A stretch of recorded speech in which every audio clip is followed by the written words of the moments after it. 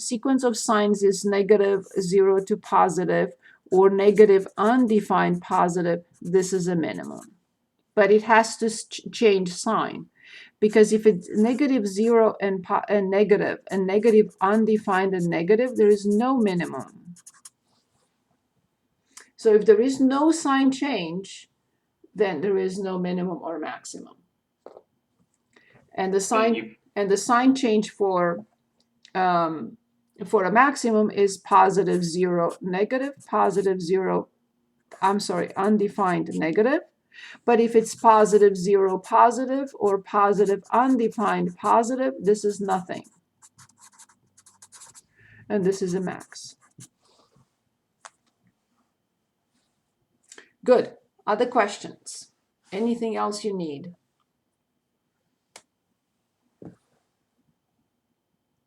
Anything else?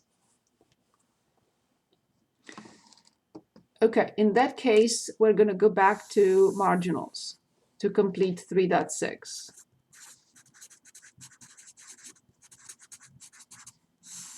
So let's explain the graph and where these numbers come from. So again, as an example, so you understand what I'm trying to explain here is this. Let's suppose, I don't know, we manufacture discs for whatever reason. And let's say the radius of the disc is supposed to be 1 inch. But it has an error. When I created the disc, I made an error. And the error is denoted by delta, by dx, or by delta x. So instead of having the radius of 1 inch, let's suppose the radius is 1.1 inches.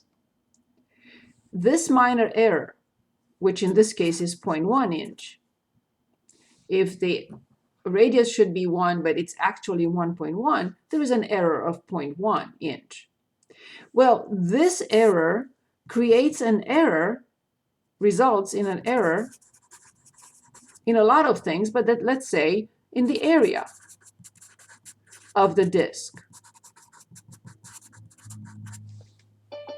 Okay? And that error is delta y, the exact error will be delta y. But the approximate error will be dy. And these should be close. This is obtained with the derivative, and this is obtained with algebra. So this is basically the setup. I'm talking as an example about radius and area, but it can be anything. It can be an error in the price, let's say, of a unit, maybe a minus, maybe a plus, and that will affect, of course, the profit. That will affect the cost, revenue, and so on and so forth. So this was a easier to understand example, but that's what happens. What happens if there is a minor error in x? That will trigger an error in the function, whatever the function is: profit, revenue, area, volume, etc., etc. Okay, so let's start from the beginning. I'm just going to go back to the graph that I had before, so we understand how these. So what I'm talking about is dx, delta x, delta y, and dy. These 4 elements. So let's do this again, and then we look at word problems and applications. So we have a function. Here's the function, f of x. Here is a point P. So this is point P. And the coordinates of point P are, of course, x f of x. And remember, Q is right here. So R is at 1, or P is at x equals 1, and Q is at x equals 1.1. It's very, very close. But like before, I have to zoom in. When I'm zooming in, I'm trying to explain what this is all about. Because if I graph or plot Q here, nobody will understand anything. So I'm zooming in, but they're very, very close to each other. So I'm even going to put it even closer. So let's say Q here. And the coordinates are, because there is a minor error, and the error is denoted by dx equals delta x. Okay, so this is x plus dx or x plus delta x. Of course, the y-coordinate of Q depends on its x, so it will be f of x plus dx, or, same thing, f of x plus delta x. So we know that dx is the differential of x. Delta x is the actual difference, or error if you want. Error. They are equal. So, and again, Q is very, very close here. So it's a small error. But this small error creates an error in the function, and that is delta y. So this is the exact error in the function in f of x, which is delta y. And delta y, as we saw last time, is f of x plus delta x minus f of x. Is this distance. This minus this. So f of x plus delta x minus f of x. So this is the exact error. But there is a way of approximating this error. So we already know what dx means, what delta x means. Basically, they have two different names, but they're always equal. Delta x is the actual error, and dx is the differential of x, which is the same thing, but it has a different name. Okay, but now the final item that we didn't get the chance to get to last time in time. These are clear. This is clear. Now we want to identify this. And since this is the differential of y, or differential of the function, so dy differential, every time we start with a word like diff or no in calculus other than difference, but when we talk about differential, what we have in mind is the derivative. So this will be determined using the derivative. This one does not need a derivative. It's just the difference of two values, algebraic values. But this one involves a derivative. So let's see how it involves a derivative. So of course, I'm going to draw the tangent at P.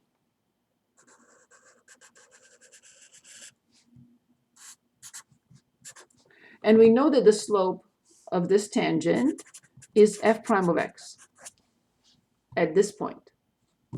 We know that. We discussed that before with the linearization. So this is the tangent at P. Tangent at point P. Now I'm going to form a right triangle. This right triangle. Continue here. Continue here. So this is a right triangle.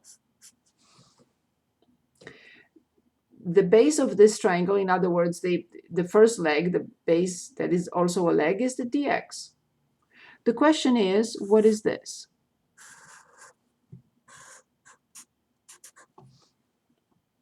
Because the slope of this line is rise over run, and that's f prime of x. So f prime of x from that triangle equals rise over run, and I already know the run, which is dx. What can I have at the top? So that will give us what this difference is.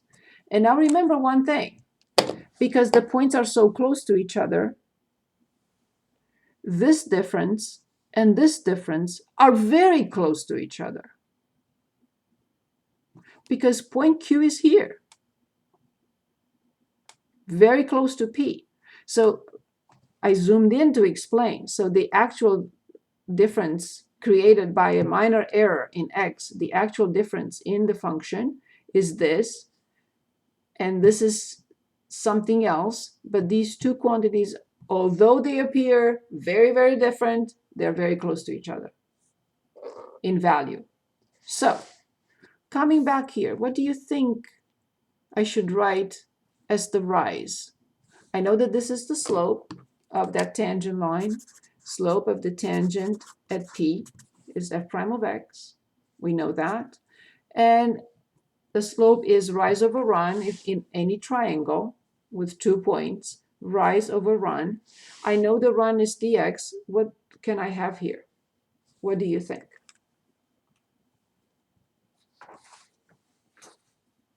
What can it be?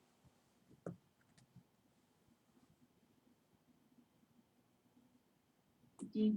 There is nothing else. There is nothing else, and we know this. It's a different notation. Well, I didn't tell you that these two have also specific meanings, but I said y prime is the same thing with the dy over dx, is the same thing with f prime of x. Exactly. And this is the differential of y. So now from this equation, f prime of x equals dy over dx, when we cross multiply, we get dy. dy equals f prime of x dx.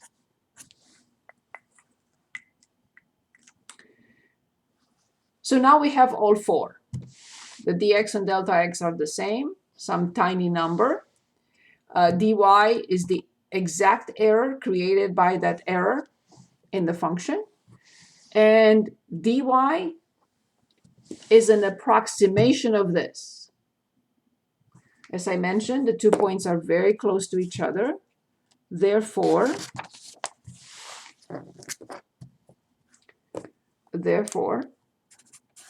what will you put between delta y and dy? What symbol should I put in here? And let me give you some options. Less than, greater than or equal to, greater than, less than or equal to, equal to, approximate. I can't think of anything else. Approximate. Absolutely. Absolutely. Thank you. They are so close because point P and Q are so close here. This and this. Now, if this is 3 and this is 5, no, these are they're not going to be close to each other. But if this is 1 and Q is at 1.1, these two will be very close to each other. So this is the dy. Okay, before we do anything else, I want to discuss this. So I know the definition of this.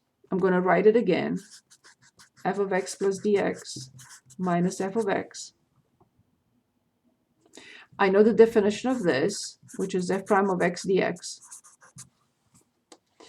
And I'm only going to move the negative f of x to the other side. It becomes positive.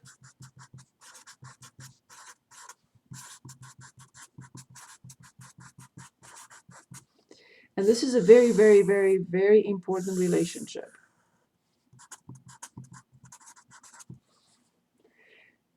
Here is an idea of how to remember it.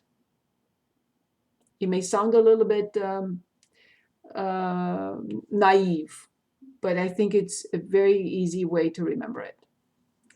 F of x plus, it could be minus also, because the error can be negative. But f of x plus an error in x is approximately the function of x plus the derivative of x multiplied by that tiny error in x. Or because this is dy, you can say f of x plus the tiny error in x is approximately f of x plus the error in y.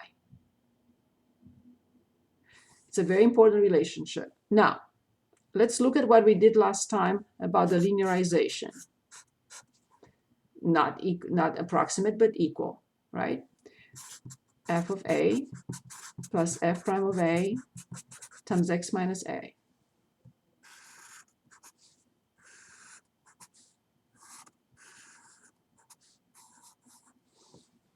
Exactly the same concept.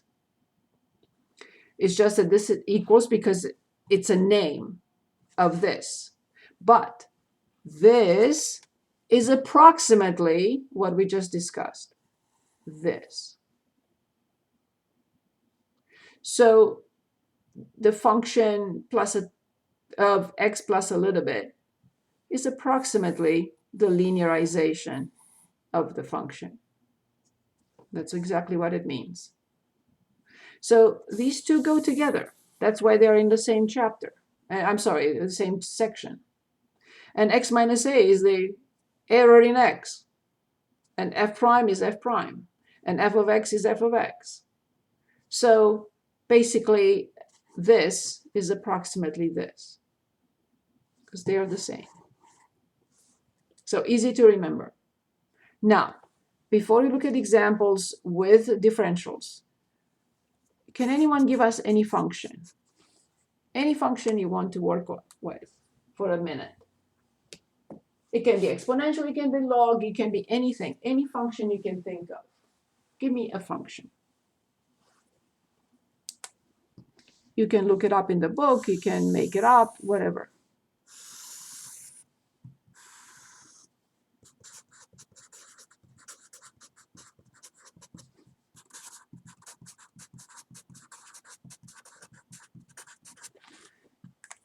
Can anyone give us a function, please?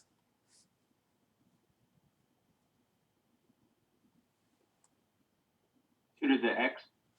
2 to the x. However, 2 to the x is good, but if you remember, we only talked about derivatives of natural log and a natural exponential function. So this is a good one, but we cannot use it because I didn't talk about it. So if we want to find the derivative of this, this will be 2 to the x times natural log 2, and we haven't talked about this. So can anyone give us another function?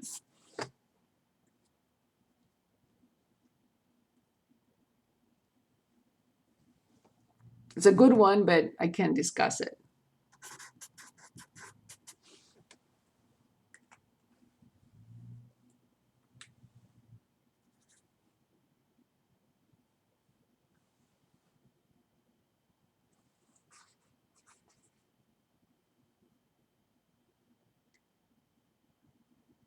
Anyone, please? 27x squared plus 23x plus 117. Really? Okay, so x squared plus 2x minus 3. Good. So can anyone give us the derivative? Can anyone give us the derivative of this? 2x plus 2. Very good, awesome. But now I want you to understand the difference between these two because this is super important for chapter 4. Can anyone give us the differential of this function?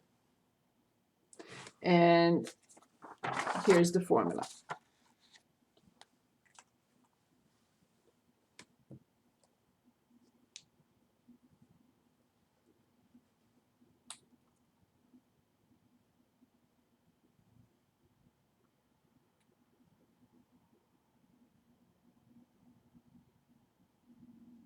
Can anyone give us the differential? And we have the formula here. Please. Please. We have the formula. Anyone would like to try?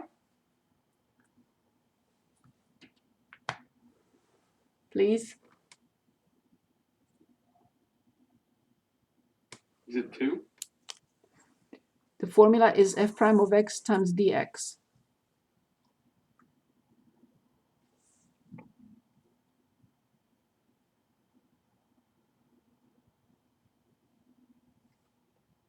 Is it 2 dx? But I cannot, I'm sorry, I cannot change the derivative.